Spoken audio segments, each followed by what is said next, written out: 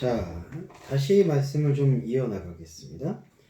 자, 아까 10절에서 이제 14절까지 하나님의 말씀으로 쓰임 받아야 될 때 우리의 어떤 질그릇과 같은 겉사람의 영역이 하나님의 말씀을 받아먹지 못하고 도리어 우리 안에 있는 말씀의 중심 터전이라고 할 수 있는 하간, 그 동산을 지금 삼켜버리는 형상을 말씀드렸죠.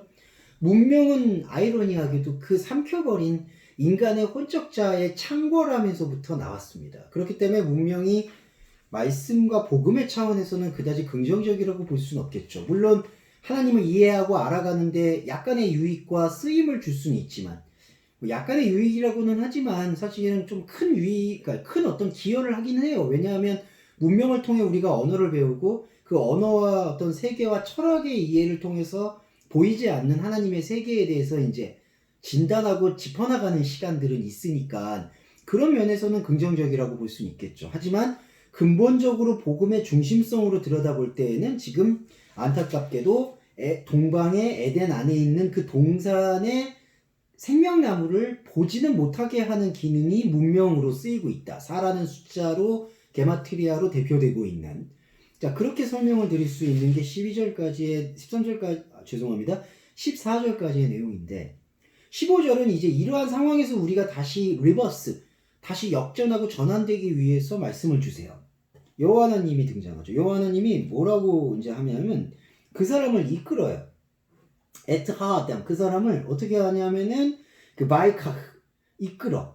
이 이끈다는 게 사실은 어떤 강제적 움직임이기도 하고요, 주권적 움직임이기도 해요. 그러니까 인간에게 주어져 있는 어떤 그 불가항력적인 역할이 있다면, 여러분과 제가 이렇게 태어난 것은 사실은 우리의 의지로 선택하지 못했잖아요. 그 부모님의 어떤, 우리가 옛날 말로 표현하면 부모님의 어떤 합의와 사랑의 결실이라고는 하지만 그건 부모님의 의지고요. 우리는 우리가 어떠한 이 몸을 입게 되었는지에 대해서 사실은 선택권이 없다라고 할 수 있습니다. 그 선택권이 없는 상태에서 우리가 발견할 수 있는 그 하나님의 흔적이 바로 이런 거예요. 라카. 그러니까 이끌어내는 것. 그러니까 여호와 하나님이 이걸 자연계시라고 얘기하죠. 여러 가지 어떤 혼적자의 반응을 통해서 그 사람을 이끄는 거예요. 근데 그 혼적자의 반응 속에서 우리가 어디에서 이제 머물게 되냐? 그러니까 생명의 중심인 어디에서 머물게 되냐? 동방에서 머무냐? 에덴에서 머무냐? 아니에요. 여호와 하나님이 궁극적으로 우리를 이끌어가고 싶은 것이 어디냐 하면은 바로 어디에다가 두는데, 마야 니헤후 메간 에덴. 자, 동산 안에 두신 거예요. 이게 이제 기본어가 이제 야가흐 맞을 거예요. 야나인가? 야나입니다. 죄송합니다. 야나인데 야나가 이제 두다라는 거예요. 이게 사역동사예요. 이것도. 그러니까 하나님이 지금 일하시는 것에 대한 좀 특별한 강조가 되는데, 여호와 하나님이 그 사람을 아까 당신의 자연계시와 같은 선택권이 우리의 선택권이 아니었던 당신의 일방적 주권으로 이끌어내셨죠. 락하하셨죠. 그리고 우리를 그러면 그렇게 이끌어내시는 궁극적인 목적이 말씀을 통해서 조망되는 것이 동방에 머문 것도 아니고 에덴에 머문 것도 아니고 에덴의 동산 안에다가 우리를 두었다는 거예요. 그래서 인전치사에 해당하는 매를 써서 동산 안에 우리를 두었다. 야나흐 이렇게 시켰다는 거예요. 이게 지정했다는 뜻인데, 그러니까 우리가 말씀의 깊이를 이렇게 헤아리고 보면 인간의 존재 목적이 보인다는 거예요. 아, 우리는 영적인 핵심, 영적인 센터가 살아있는 그 중심 안에 머무는 존재구나. 거기에 지정되어 있구나. 이게 여호와 하나님의 주권적 뜻이구나. 그러니까 이걸 생각해 보시면 되죠. 하나님이 나를 태어나게 하는 이유가 아무 이유도 없어요, 솔직히. 그러니까 나의 입장에서는 내가 선택권이 없는 거예요. 내가 왜 태어나야 됐으며, 내가 왜 존재해야 됐으며, 내가 왜 견뎌야 되는지.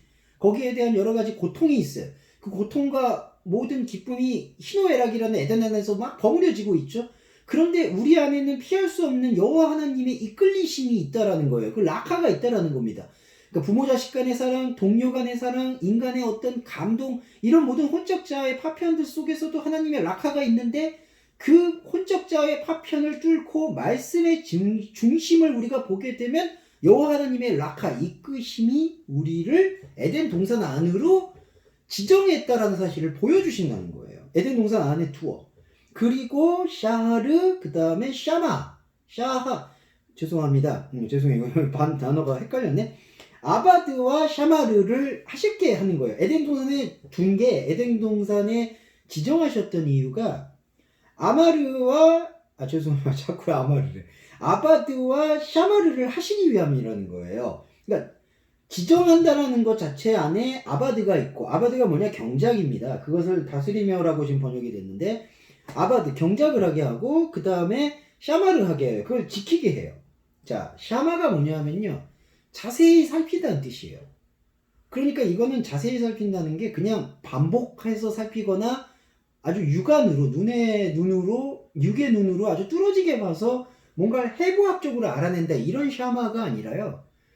우리가 사물의 이치라고 표현을 하죠. 우리한테 주어져 있는 어떤 인생의 조건, 그 인생의 조건의 기본 전제에 대해서 다시 한번 들여다본다라는 게 바로 샤마르, 보호하고 주의 깊게 보고 살핀다라는 뜻이 있습니다. 그러니까 우리 인간이 하나님의 말씀에 눈을 뜨게 된다라는 그 증험이 뭐가 있냐 하면은 에덴을 보는 게 아니라 에덴 안에 있는 동산 안에 진짜 내가 있다라는 걸 보는 게 첫 번째고요.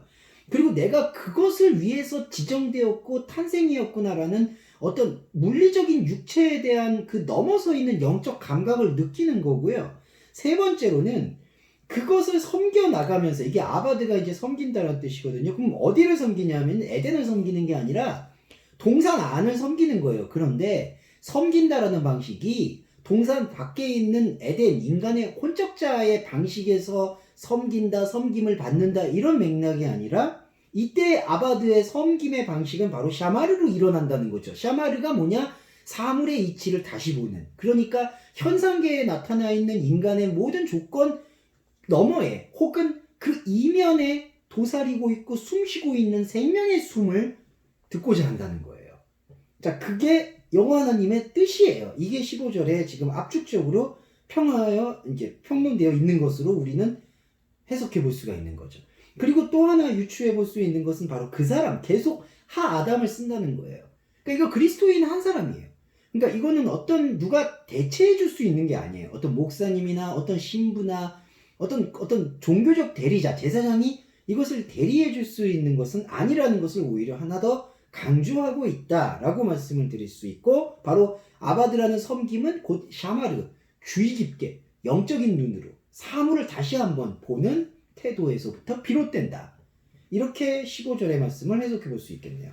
자, 15절의 말씀을 이어서 16절을 다시 한번 좀 쉬었다가 집중해서 살펴볼게요.